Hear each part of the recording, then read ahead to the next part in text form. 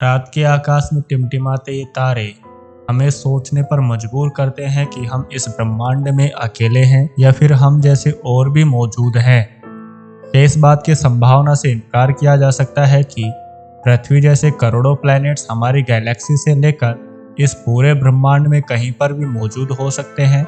हमारी पृथ्वी की परिस्थितियों और यहाँ के अनोखे वातावरण के चलते विकसित हुए जीन्स के कारण आज हम ऐसे दिखाई देते हैं। तो क्या ये नहीं माना जा सकता है कि अलग अलग प्लैनेट्स पर अलग अलग एनवायरमेंटल कंडीशन के कारण वहाँ पर पृथ्वी से अलग जीन्स की उत्पत्ति हुई हो और उन जीन्स के कारण वहाँ पृथ्वी पर रहने वाले जीवों से अलग आकार और प्रकार के जीवों का विकास हुआ हो।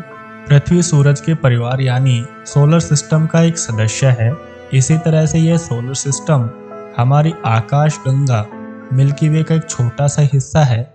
ऐसे ही हमारी milky way Akash Ganga local groups of Galaxy का एक छोटा सा भाग है, तो वहीं ये local groups of Galaxy Virgo super cluster का एक छोटा सा हिस्सा है। ऐसे वर्गो सुपर क्लस्टर लैनी के सुपर क्लस्टर का एक छोटा सा हिस्सा होते हैं। ये कहानी यहीं खत्म नहीं होती, बल्कि ये लैनी के सुपर क्लस्टर हमें दिखाई देने वाले दृश्य ब्रह्मांड का एक मात्र छोटा सा हिस्सा होते हैं।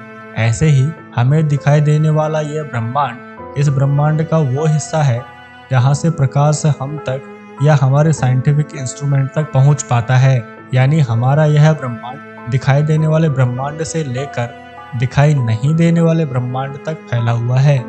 इस तरह से हम इस बात को बहुत ही अच्छे से समझ सकते हैं कि हमारा यह ब्रह्मांड कितना विशालकाय है। अब सवाल ये आता है, क्या हम जिस यूनिवर्स को देखते हैं वहीं एक अकेला यूनिवर्स है या फिर ऐसे बहुत से यूनिवर्स अनंत संख्या में मौजूद हैं? वैज्ञानिकों की माने तो हमारे इस ब्रह्मांड के अलावा भी ऐसे अरबों ब्रह्मांड मौजूद हो सकते हैं और उन्हीं ही अरबों ब्रह्मांडों को मल्टीवर्स या पैरेलल यूनिवर्स कहा जाता है। आज के इस वीडियो में हम मल्टीवर्स थ्योरी और पैरेलल यूनिवर्स की थ्योरी के कंसेप्ट को समझने की कोशिश करेंगे। जब वैज्ञानिक ये कहते हैं कि हमारे इस ब्रह्मांड जैसे अरबों ब्रह्मांड मौजूद है, तो जन्म होता है मल्टीवर्स यूनिवर्स थ्योरी का। मल्टीवर्स एक ऐसी जगह को कहते हैं जिसमें अनंत ब्रह्मांड मौजूद हो। यह एक काल्पनिक जगह है क्योंकि अभी तक इसे साइंटिफिकली प्रूव नहीं किया जा सका। इसे मेटा यूनिवर्स भी कहा जाता है।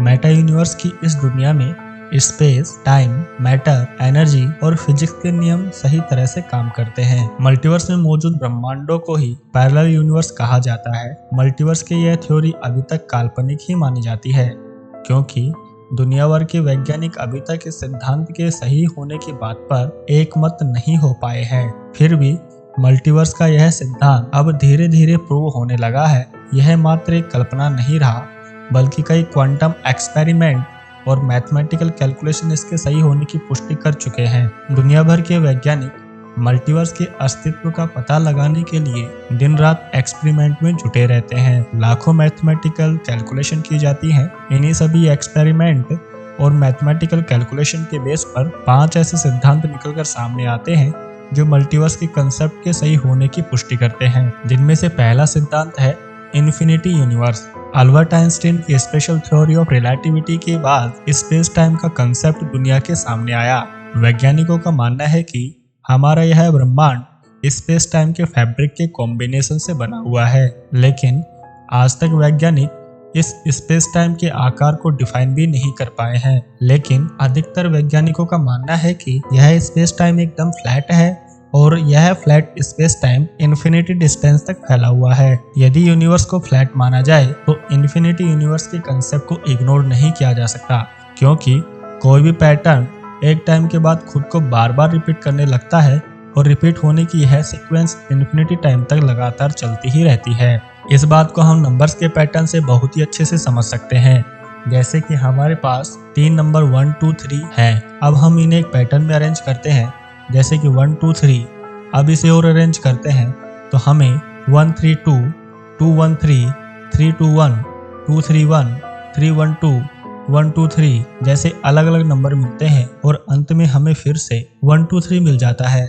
इस तरह से हमें एक बार फिर से वही पैटर्न मिलना शुरू हो जाता है। यदि हम नंबर्स के इस पैटर्न को देखें तो यह पैटर्न लगातार इन्फिनिटी टाइम तक चलता रहेगा। इस तरह से ये कहा जा सकता है कि हमारे सौर मंडल से लेकर हमारी आकाश गंगा तक इस ब्रह्मांड में मौजूद हर एक ऑब्जेक्ट एक निश्चित पैटर्न में अरेंज है और एक सीक्वेंस के बाद ये पैटर्न एक बार फिर से रिपीट होने लगता है। यदि यह सही है तो इसका मतलब है कि हमारे जैसे सौर मंडल, पृथ्वी, मिल्की वे, आकाश गंगा और यहाँ तक कि हमारे यह ब्रह्मांड भी एक सीक्वेंस के बाद रिपीट होता होगा। यदि हमारा यह ब्रह्मांड रिपीट हो रहा है तो ये कहा जा सकता है कि हमारी पृथ्वी, मिल्की वे गैलेक्सी की अलग अलग कॉपीज भी अलग अलग यूनिवर्स में मौजूद हो सकती है। ऐसे ही हमारी बहुत सी कॉपीज होनी चाहिए। यदि ऐसा है तो इन कॉपीज में मौजूद हमारा वजूद भी अलग अलग होगा, जहाँ पर हम अलग अलग डिसीजन के कारण अलग अलग प्रकार से अपनी लाइफ को एंजॉय कर रहे होंगे। इसका मतलब अब ये कहा जा सकता है कि यह यूनिवर्स इन्फिनिटी डिस्टेंस तक फैला हुआ है और इस ब्रह्मांड में मौजूद हर एक चीज एक निश्चित सीमा के बाद खुद को रिपीट भी करती है। मल्टीवर्स को सही साबित करने वाला दूसरा मॉडल है बबल यूनिवर्स। कहा जाता है कि जब बिग बैंग के एक बड़े धमाके के बाद इस यूनिवर्स का जन्म हुआ तो यह बहुत तेजी से हर डायरेक्शन में फैलने लगा था। तब यह एक गुब्बारे की तरह तेजी से फैला होगा। बिग बैंग थ्योरी तेजी से फैलने की इस प्रोसेस को इन्फ्लेशन कहा जाता है। इसी इटरनल इन्फ्लेशन के कारण ही जन्म हुआ बबल यूनिवर्स का, जो मल्टीवर्स यूनिवर्स के कंसेप्ट को सही साबित करती है। इटरनल इन्फ्लेशन थ्योरी का कंसेप्ट सबसे पहले एस्ट्रोनॉमर्स अलेक्जेंडर विलेंकिन ने दिया था। इस थ्योरी के अनुसार बिग बैंग के बाद जन्मे इस यूनिवर्स के कुछ हिस्सों का फैलाव अभी भी रुका हुआ है, तो वहीं कुछ हिस्से ऐसे भी हैं जो लगातार फैलते ही जा रहे हैं। यूनिवर्स के फैलने के कारण ही स्पेस में बहुत से यूनिवर्स का जन्म हो रहा है। ये बिल्कुल वैसा ही है जैसे समुद्र के पानी में पैदा होने वाले बबल्स, यानी स्पेस के कुछ हिस्सों के फैलने और कुछ हिस्सों के नहीं फैलने के कारण स्पेस में बहुत से यूनिवर्स पैदा हो गए होंगे। इन बबल यूनिवर्स में से कुछ यूनिवर्स तो ऐसे भी हो सकते हैं जहां फिजिक्स के नियम काम ही नहीं करते हों। अलेक्जेंडर विलेंकिन का मानना है कि इस ब्रह्मांड में जिस जगह पर इन्फ्लेशन रुक गया है वहीं पर एक नई यूनिवर्स का जन्म हुआ है। इस तरह से यदि इस थ्योरी को सही माना जाए तो यह कहा जा सकता है कि मल्टीवर्स की थ्योरी बिल्कुल सही है, क्योंकि इन्फ्लेशन का यह सिद्धांत बहुत से बबल यूनिवर्स की घोषणा करता है। मल्टीवर्स की थ्योरी को सही साबित करने वाला तीसरा सिद्धांत है पैरेलल यूनिवर्स। मल्टीवर्स सच में होते हैं, इस बात को सिद्ध करती है पैरेलल यूनिवर्स की थ्योरी, जिसका जन्म हुआ है इस ब्रह्मांड के बहुत से अनसुलझे सवालों को सुलझाने वाली स्ट्रिंग थ्योरी से। इस थ्योरी को जन्म दिया है स्टेनहार्ड नील टुरोको ने। उनका मानना है कि पैरेलल यूनिवर्स होते हैं, लेकिन वे यूनिवर्स हमारी पहुंच से बाहर है, हम कभी भी उन तक नहीं पहुंच सकते। इस वैज्ञानिक का मानना है कि इस ब्रह्मांड में मौजूद किसी भी चीज के 4 आयाम, लंबाई, चौड़ाई, ऊंचाई और समय के अलावा दूसरे और भी आयाम हो सकते हैं। इन्हीं आयामों के कारण दूसरे ब्रह्मांड भी मौजूद हो सकते हैं, लेकिन ये ब्रह्मांड 4 आयामों से बिल्कुल अलग आयाम में स्थित है, इसलिए हम दूसरे आयामों में मौजूद पैरेलल यूनिवर्स को देख नहीं सकते। दूसरे आयाम में मौजूद इन ब्रह्मांडों में हर एक चीज की कॉपीज मौजूद हो सकती है। यहाँ तक कि इन ब्रह्मांडों में हमारे स्टार्स, गैलेक्सी, प्लैनेट्स की भी बहुत सी कॉपीज होनी चाहिए। इसके अलावा इस वैज्ञानिक का तो यहाँ तक मानना है कि इन पैरेलल यूनिवर्स में हमारे जीवन से जुड़ी हर एक घटना या तो घटित हो चुकी है या घटित हो रही है या फिर घटित होने वाली है। Number 4, daughter universe theory. इस सिद्धांत का जन्म क्वांटम मैकेनिक्स से हुआ है। क्वांटम मैकेनिक्स किसी भी घटना के निश्चित रिजल्ट के बजाय रिजल्ट की संभावनाओं के आधार पर किसी भी घटना की प्रिडिक्शन करती है।